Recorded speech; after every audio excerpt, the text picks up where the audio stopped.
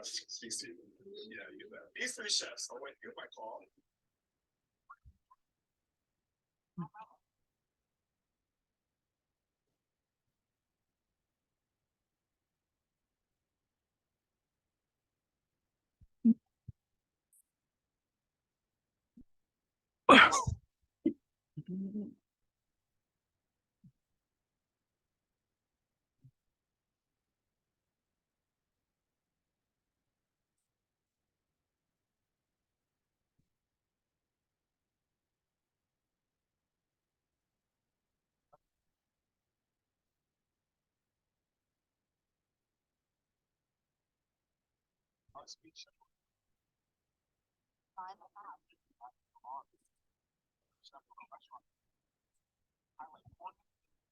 Okay.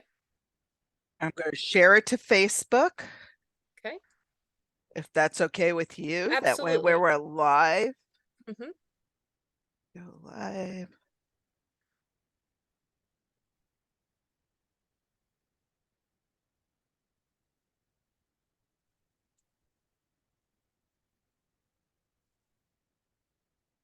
Peace.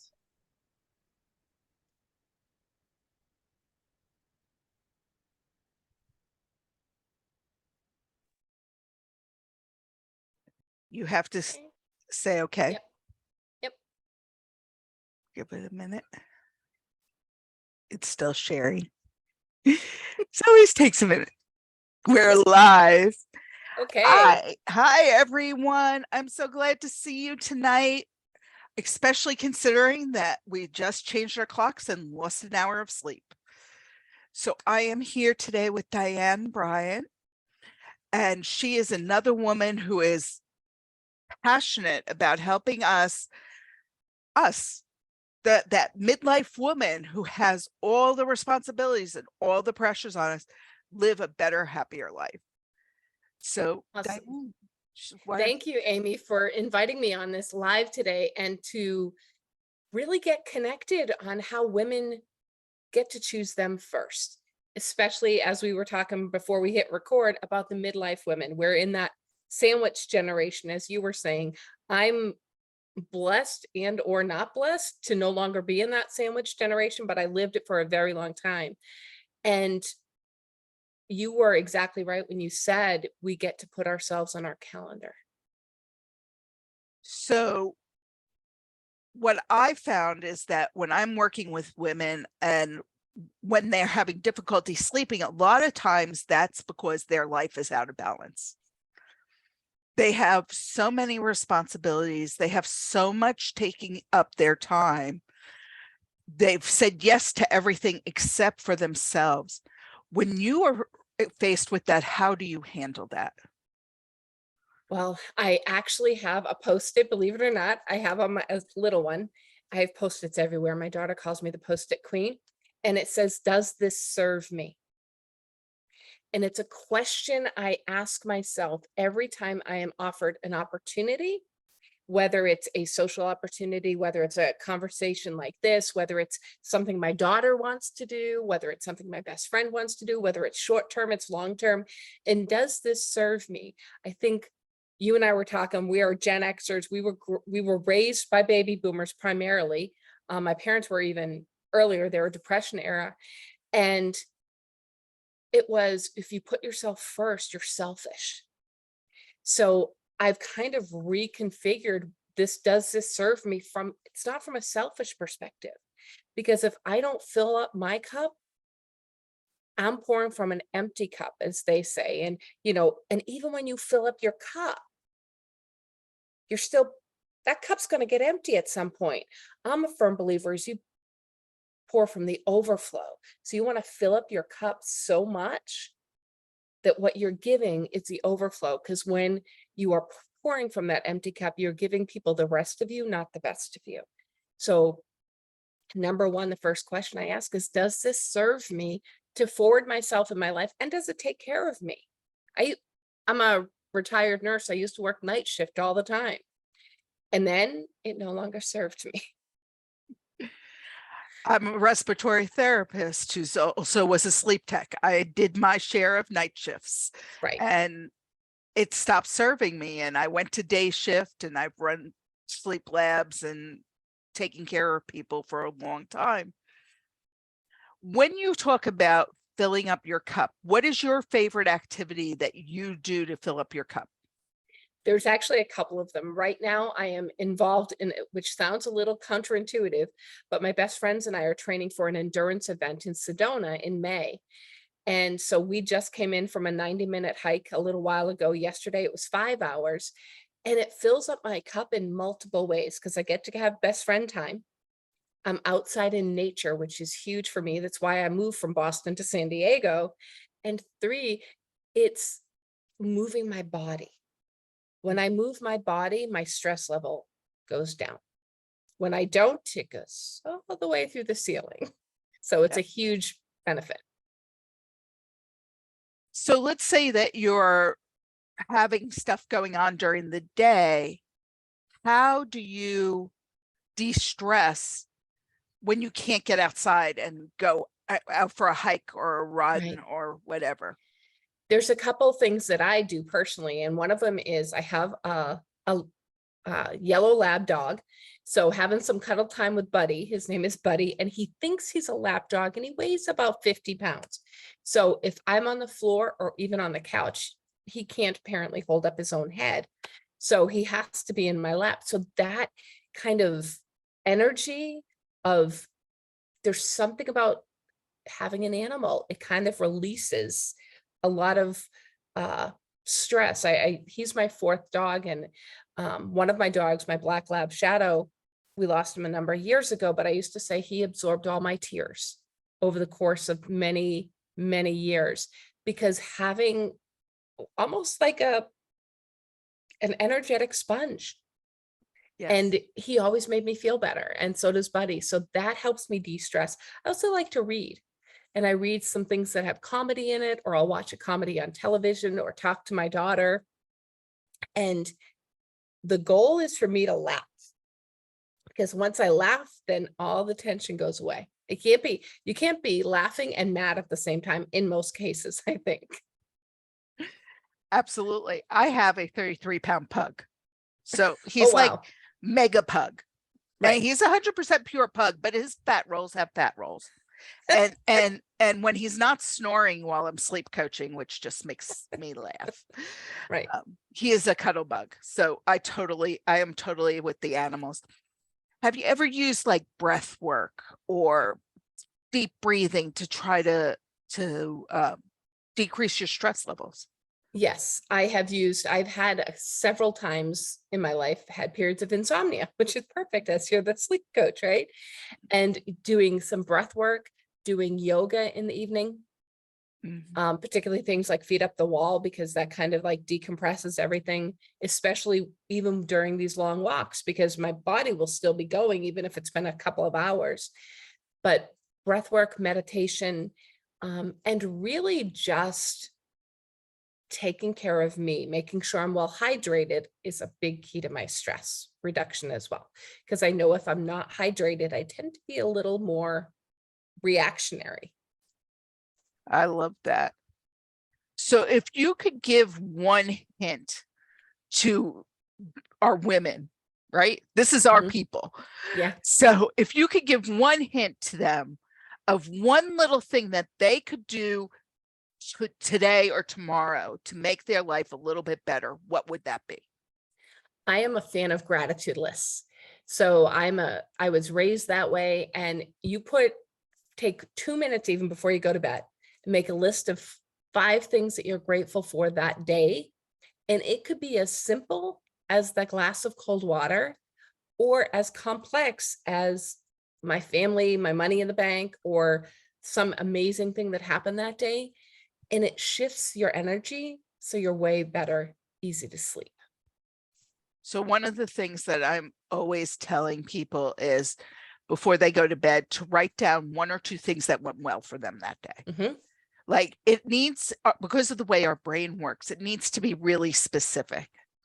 So like I had a great conversation with somebody, or I got outside and got some fresh air, or I got to cuddle with my dog's name is Milo. Okay. So you know, those little moments change everything. Mhm. And I think that is one of the big things to write it down. So you said that you sometimes struggle with your sleep. What is your biggest sleep problem? I wake up, I go to sleep okay, typically, and then I wake up usually between 1 and 3. And it's not usually for a biological reason, although once I'm awake, I'm like, okay, now I should. But it's like I will fall asleep and then it's between 1 and 3, I'm awake. And it's much better now than it used to be. But as I went through perimenopause, I had I think a period of 6 months where I think if I slept 3 hours a night, it was amazing. Was there any help for you when you went out looking for help for that time? Because that's the thing I think that I hear the most, is that there's nobody out there talking about this. No, So when you were dealing with the hot flashes and the night sweats and the insomnia, what was one thing that you tried that worked for you? I was blessed to somehow, I must have put it on Facebook, and I have a friend who's a yoga teacher, and she said, have you tried yoga nidra? And I was like, I don't know what that is. I hadn't even tried yoga yet. And it was just this, she sent me a very specific YouTube video. It was like 16 minutes long. And I would rest in my bed during the day and I would never fall asleep, but it gave me enough energy. But I Right. really was at a loss. My doctor didn't know what to do, because I didn't really want to have sleep meds. I was a single mom. I didn't want to be that far asleep that in case of emergency, I couldn't wake up. Like I had some criteria around the Yeah. help I got to have because it was just me. And eventually it went away. But there was some really rough moments. And if it hadn't been for yoga nidra, I'm not quite sure how I would have made it through. If there had been somebody around like you, a sleep coach, it would have been like great. But we're talking like 10 years ago. So I don't think there was that much even recognition of how important sleep is. Yeah. And now we know sleep is probably linked to is the biggest thing that's going to contribute to wellness, not just health, but wellness. And I think we're starting to realize that there's a difference between like not having disease and being well. 100%. I totally agree. So what is it that you do with your clients? Because I would love to hear a little bit more Yeah. about your business. Oh, thank you. Well, I founded a company called Unstoppable Heart Coaching, and I work with midlife women, mostly of teens and older, whose kids are now out of the house or going out of the house. And our kids are always our kids. We're always going to worry about them, but we do generally have a little more freedom when the kids are older. And what I found, I even found it in my doctor's office, the nurse who was taking care of me said it. She's like, I don't even know what I want to do anymore. Like Yes. I've spent so much time taking care of everybody else. I don't remember it. So my question I always ask women when they're about moms is, what dream did you put away when you had kids? What is it that you still want to do? And I speak from experience. I retired from nursing at 47 and I moved across the country a couple of years later or a year later and completely changed my life. So I support women in actually seeing how they want to create their next chapter. Back when we were growing up, someone turned 45, 50, 60, it was like they're over the hill, they're done, they're whatever. Now it's like, this is our prime time.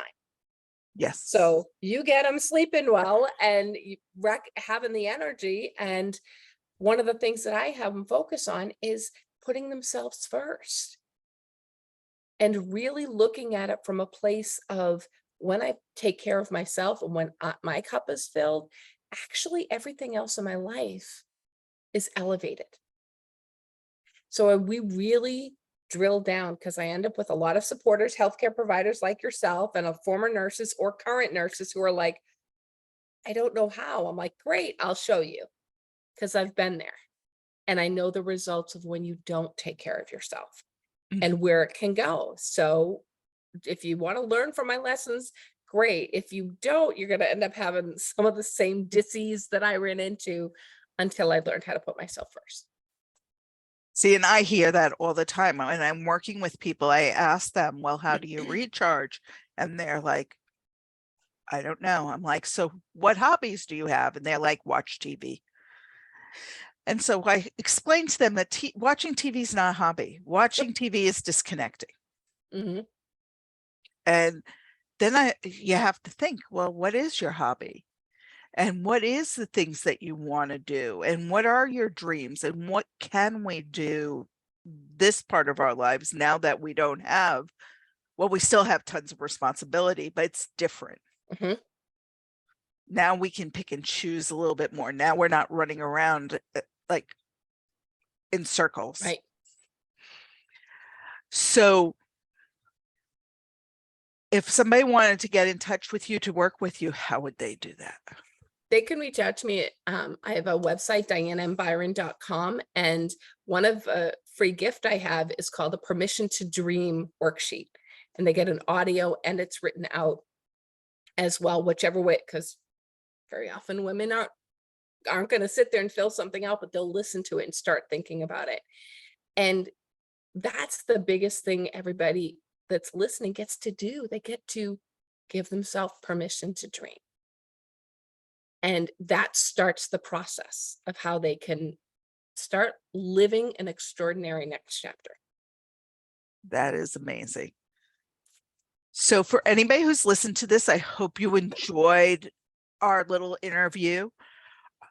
My group coaching program is starting in a couple of weeks. So if you would like to be a part of our group coaching program, go ahead and in my bio, there's a link to make an appointment. I never bring people in before I've talked to them because I want to make sure you get the right solution for you. And hopefully I will get to talk to you all soon. You have a wonderful night. Bye, y'all.